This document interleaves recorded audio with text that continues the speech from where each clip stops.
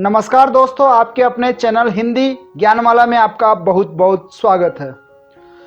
दोस्तों, आज के इस वीडियो में हम आचार्य रामचंद्र शुक्ल के प्रसिद्ध निबंध उत्साह से संबंधित 70 महत्वपूर्ण प्रश्न और उनके उत्तर देखेंगे। तो चलिए शुरू करते हैं आज का ये वीडियो।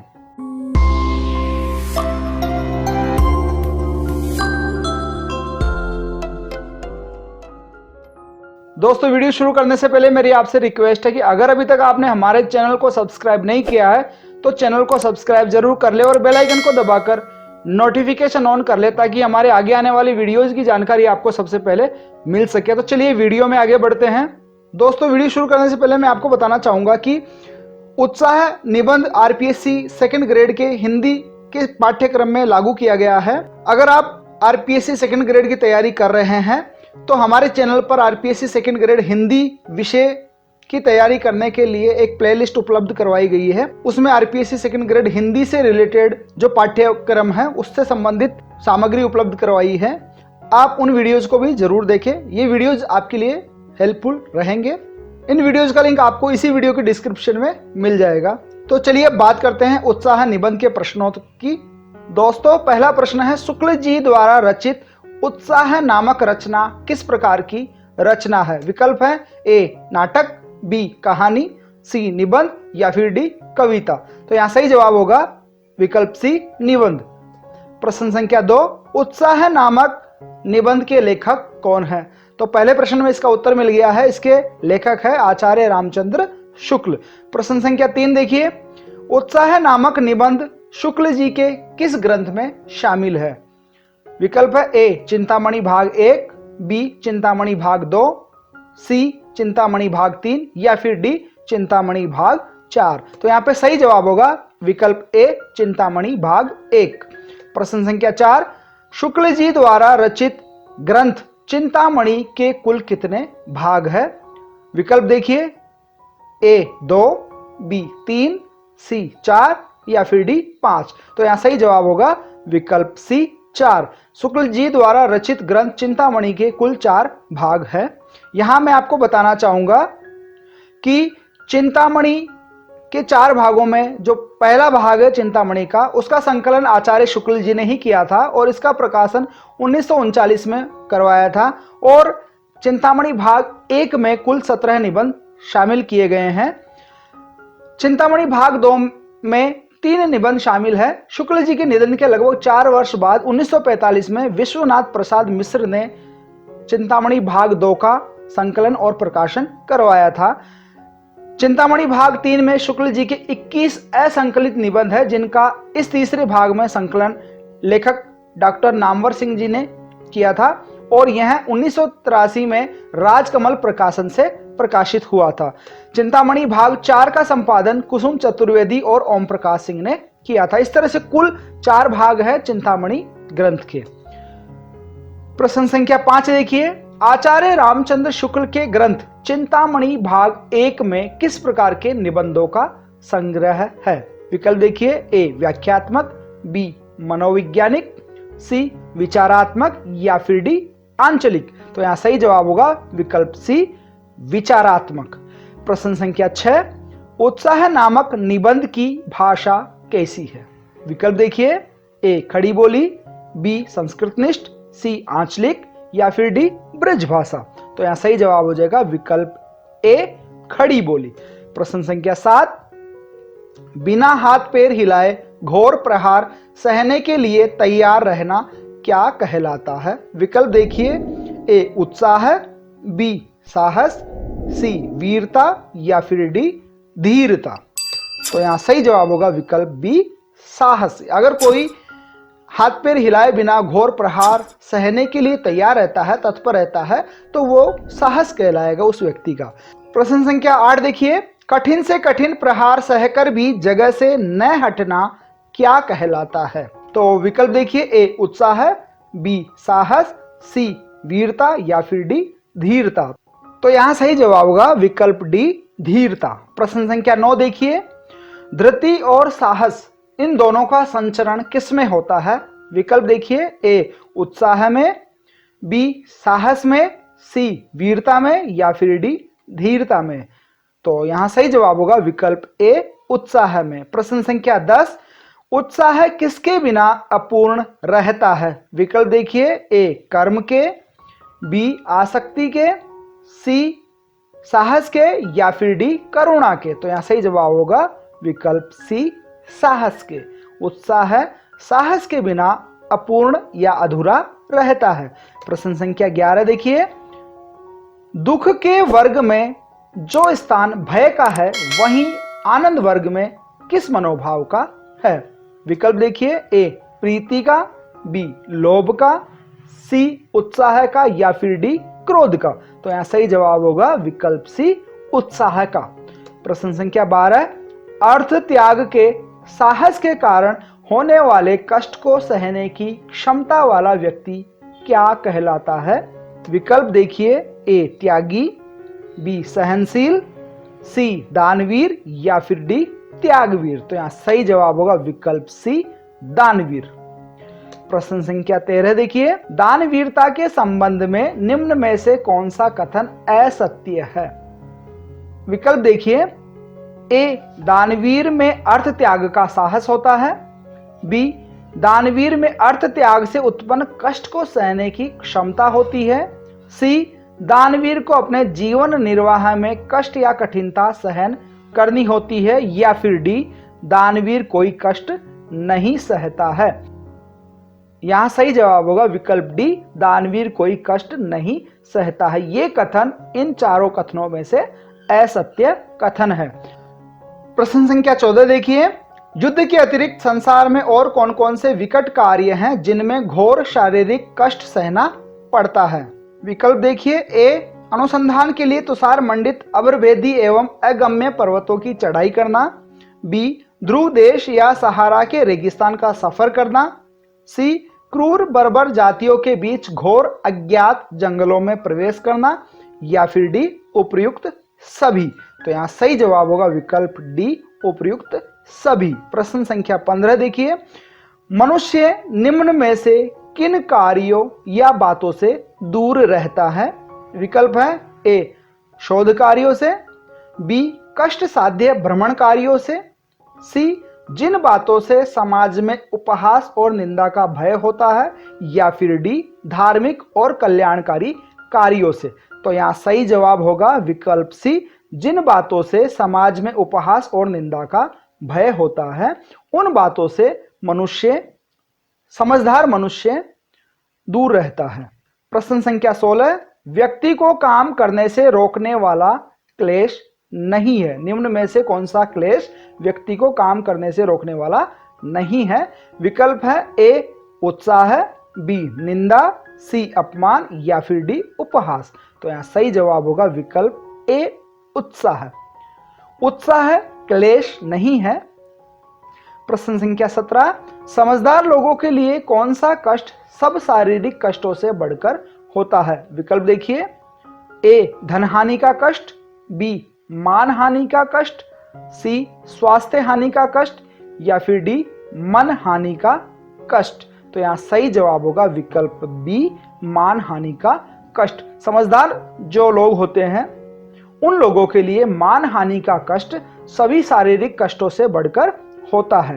प्रश्न संख्या 18, किसी शुभ परिणाम पर दृष्टि रखकर निंदा, स्तुति, मान अपमान की परवाह न करके प्रचलित प्रथाओं का उल्लंघन करने वाले मनुष्य क्या कहलाते हैं? विकल्प देखिए, उत्साही, बी वीर, सी साहसी, या फिर डी निडर। तो इसका सही जवाब होगा विकल्प ए उत्साही। प्रश्न संख्या 19 देखिए, किसी प्रचलित प्रथा के विरुद्ध पूर्ण तत्परता और प्रसन्नता के साथ कार्य करने वाले व्यक्ति क्या कहलाते हैं? विकल्प है, ए उत्साही और वीर, बी धार्मिक और आस्तिक, सी विद्रोही और वीर, या फिर डी नास्तिक और निडर। तो यहाँ सही जवाब होगा विकल्प ए उत्साही और वीर। प्रश्न संख्या 20 देखिए, उत्साह की गिनती खालिस्तान होती है। यहाँ पर आपको विकल्प में से चयन करके बताना है। तो ए अच्छे गुणों में, बी दुर्गुणों में, सी सद्वृत्तियों में, या फिर डी अनावश्यक गुणों में। तो यहाँ आपको सही विकल्प का चयन करके खालिस्तान भरना है। तो यहां सही जवाब हो जाएगा विकल्प ए, अच्छे गुणों में। तो उत्साह की गिनती अच्छे गुणों में होती है। प्रश्न संख्या 21 देखिए, किसी भाव के अच्छे या बुरे होने का निश्चय किस पर निर्भर करता है? विकल्प है ए, उसकी प्रवृत्ति के शुभ या अशुभ परिणाम पर, बी, उसके संबंध में जनता की सोच पर, सी, मनुष्य के कर्म पर, या फिर डी, उसकी निंदा पर। तो यहां सही जवाब होगा विकल्प ए, उसकी प्रवृत्ति के शुभ या अशुभ परिणाम पर। प्रश्न संख्या 22 देखिए, कर्म मात्र के संपादन में जो तत्परता पूर्ण आनंद होता है उसे क्या कहते हैं? विकल्प है ए, वीरता, बी, दानवीरता, सी, साहस, या फिर डी, उत्साह। तो यहां सही जवाब हो जाएगा विकल्प डी, उत्साह। कर्म मात्र के संपादन में जो तत्परता पूर्ण आनंद होता है उसे उत्साह कहते हैं।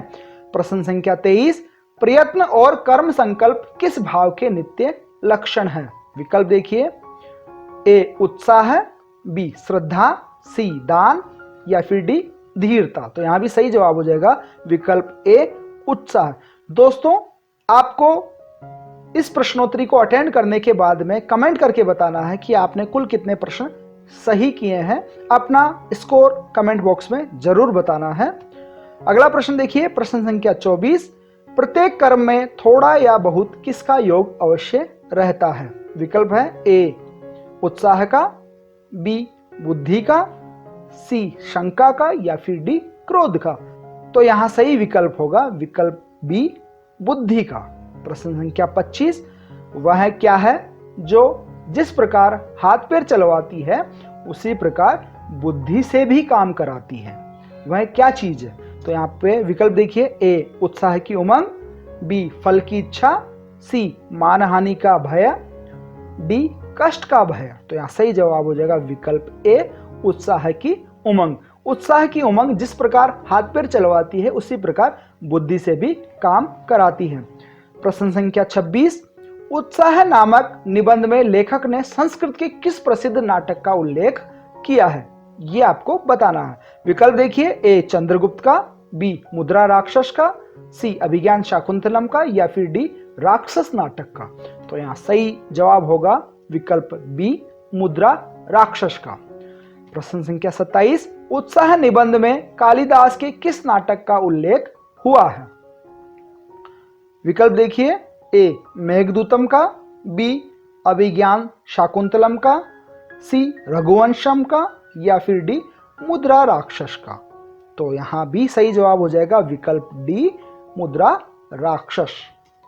प्रश्न संख्या 27 देखिए, जिस समय किसी भारी शास्त्रार्थी पंडित से भिड़ने के लिए कोई विद्यार्थी आनंद के साथ सभा में आता है उस समय उसके डैश डैश की प्रशंसा होती है। यहां पर आपको विकल्प में से चयन करके रिक्त स्थान भरना है। विकल्प देखिए, ए, उत्साह की, बी, बुद्धि साहस की, सी, ज्ञान की, या फिर डी, विचार की। तो यहां सही जवाब हो जाएगा विकल्प बी, बुद्धि साहस की। जिस समय किसी भारी शास्त्रार्थी पंडित से भिड़ने के लिए कोई विद्यार्थी आनंद के साथ अगर सभा में आता है तो उस समय उसके बुद्धि साहस की प्रशंसा होती है।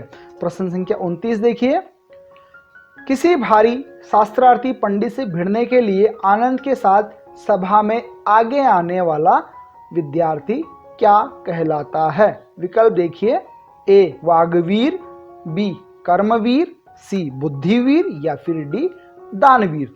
तो यहां सही जवाब होगा विकल्प सी, बुद्धिवीर, क्योंकि वह बुद्धि साहस की वजह से ही शास्त्रार्थी पंडित से भिड़ने का साहस करता है।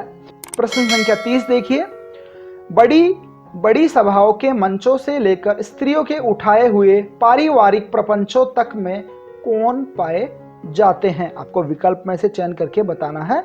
विकल्प है, ए, वाग्वीर, बी, दयावीर, सी, दानवीर, या फिर डी, मुखवीर। तो यहाँ सही जवाब होगा विकल्प ए, वाग्वीर। बड़ी सभाओं के मंचों से लेकर स्त्रियों के उठाए हुए पारिवारिक प्रपंचों तक में वाग्वीर पाए जाते हैं। प्रश्न संख्या 31, उत्साही वीर का ध्यान आदि से अंत तक निम्न में से किस पर रहता है? विकल्प है, ए, कर्म श्रृंखला पर, बी, फल पर, सी व्यक्ति या वस्तु पर, या फिर डी उक्त सभी पर।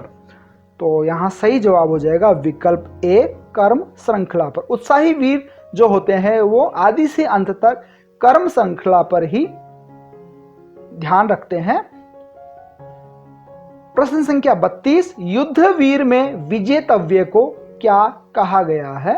विकल्प है ए आलंबन, बी उद्दीपन, सी उत्साह, या फिर डी इनमें से कोई नहीं। तो यहां सही जवाब होगा विकल्प ए आलंबन। युद्धवीर में विजेतव्य को आलंबन कहा गया है क्योंकि विजेतव्य कर्म प्रेरक के रूप में युद्धवीर के ध्यान में स्थित रहता है और वह युद्ध के लिए प्रेरित करता है। प्रश्न संख्या 33, उत्साह नामक निबंध में किस वीर का उल्लेख नहीं हुआ है? विकल्प है ए दानवीर का, बी दयावीर का, सी युद्धवीर का, या फिर डी कामवीर का। तो यहां सही जवाब हो जाएगा विकल्प डी कामवीर का। इस पाठ में कामवीर शब्द का उल्लेख नहीं हुआ है। जिन वीरों का उल्लेख हुआ है उत्साह नामक निबंध में उनमें है दानवीर, दयावीर, वाग्वीर, धर्मवीर, युद्धवीर और कर्मवीर। यहां पर कामवीर का उल्लेख नहीं हुआ है।